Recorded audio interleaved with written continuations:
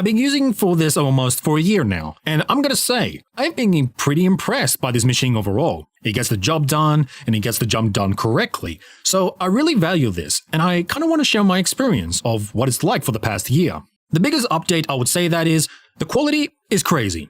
As you can see, maybe I'll get my light here, like there is really no nicks or scratches or anything.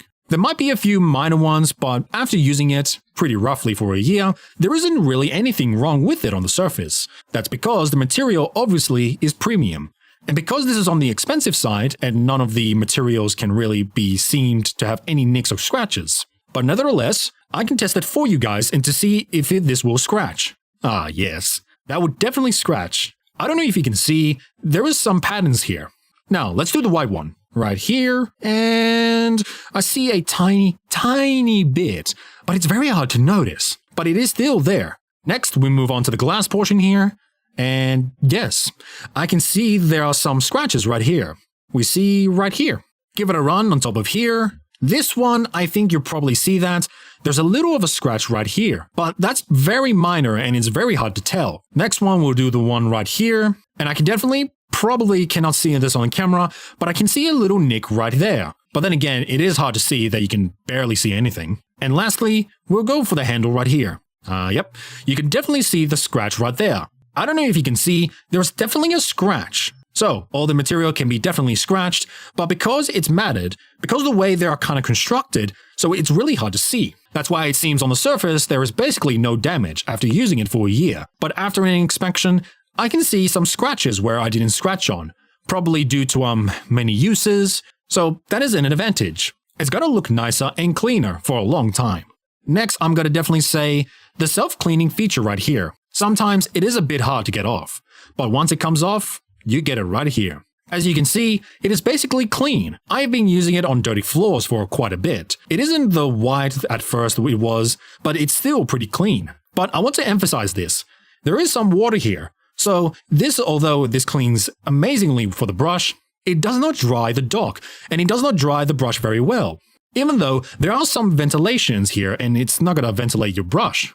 So you kinda have to do that at the end of the cycle. Maybe take this off, leave it on the side to air dry, and if you don't do this, it's gonna be really bad, and it will form some molds and some bad smells. But considering it is clean, I don't have to do any of the work. I don't consider this too much of a downside. Another thing is, you can see, I just cleaned this machine with this Arnold Clean feature, and this is dirty water it came out, and this is the max kind of volume that it wants to go up. I've gone above the line pretty regularly, so it is safe to assume it goes up to here. But, just to be safe, stay on here. But as you can see on the cleaning cycle is half of the dirty water tank, and almost like 1/3 of the clean water tank. So that means there's quite a bit of water, but the upside is the brush is so clean that it's probably the cleanest brush. Props the cleanest self feature I have used on the self-cleaning mops. So that is why it's really good, but the downside is it does use a lot of water. But you can just put in more water, you can use all solutions to do so it's not big of a deal. The next good feature about this is definitely the movement, and it's this propeller. It propels you forward and backward, so it makes it really easy. And I'll show you the swirling it does. But it kinda gives you a heads up. You kinda want to turn this on right here. You press on the power button. It turns on, but it doesn't actually go anywhere, because it locks in place right here and it's standing up. But it won't start when it's standing up. When you tilt it backwards, that's when it'll start for you. I'll show you.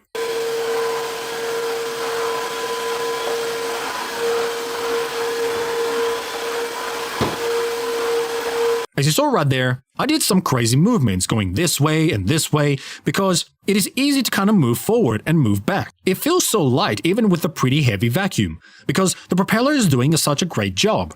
And the mobility is really crazy too, going this way and this way without any restrictions. That's why I really want to showcase. And I don't know if you noticed, even though this wheel only goes in one direction, it doesn't swerve or nothing. It still moves horizontally this way. It's because the propeller is propelling this mop, and this mop is touching on the floor first. And the surface is wet, so you can kind of glide and kind of drift, which I'll show you. So, I will go in this direction, but it kind of goes in a U shape, and it will kind of come in this way. It's because it is wet.